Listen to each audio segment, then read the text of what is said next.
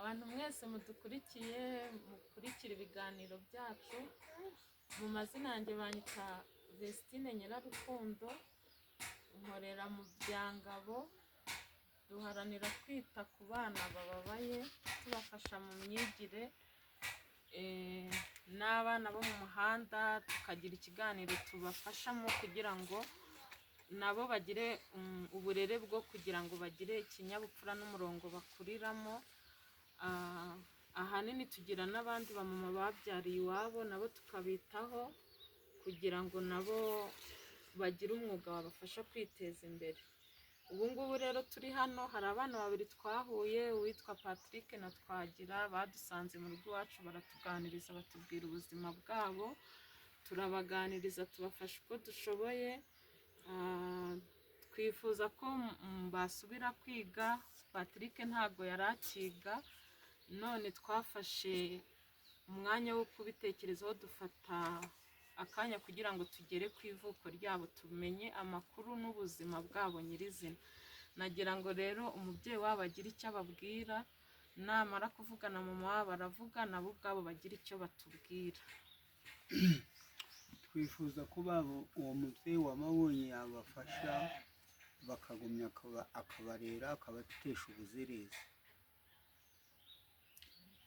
Natwe ni uko murakoze kujya kubareba, twifuza ko wakomeza ukabafasha nk'agakaramu, nk'agakayi, natwe turaziba turabitaho baje barajya ku ishuri. Nihagira ikibazo kibaye baducitse, turajya turagutelefona tukubwire. Nuko mwakoze kudufasha kujya kubareba.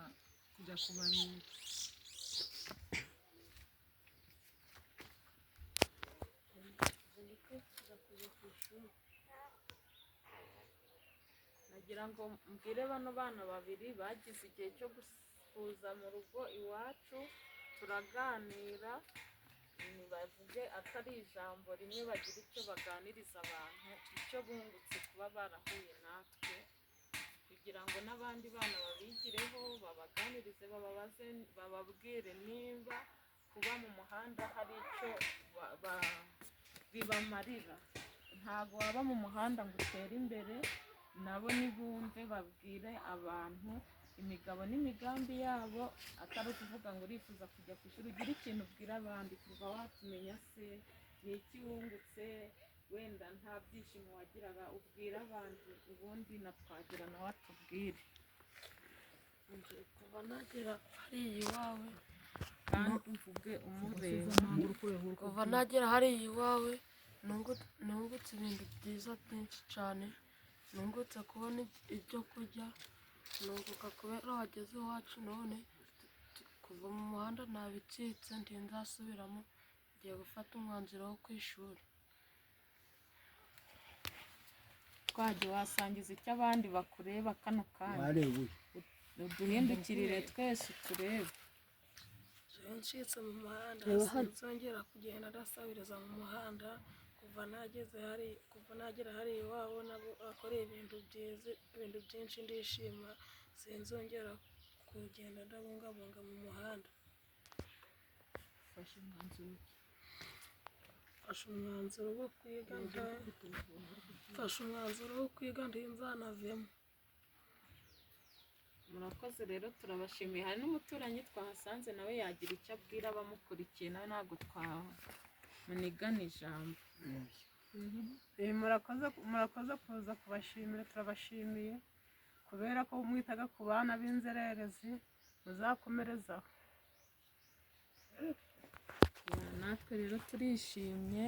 Mugenzi wanjye twagendanye, nta kintu wabwira abantu? Murakoze, twaturutse ahantu kure nyine, twari tuje kureba aba bana babiri aho baturuka n'aho bavuka.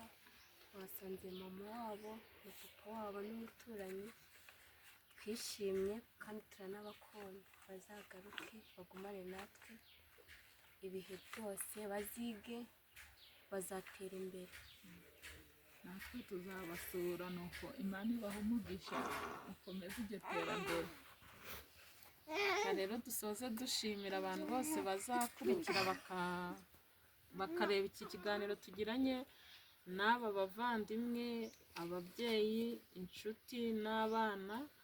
Ni ukuri ni byiza kugira ngo ufashe umuntu ariko umenye n'aho aturuka, ukamenya ubuzima muri rusange abayemo. N'ahantu twicaye hano mu rugo iwabo murahabona hose uko hameze.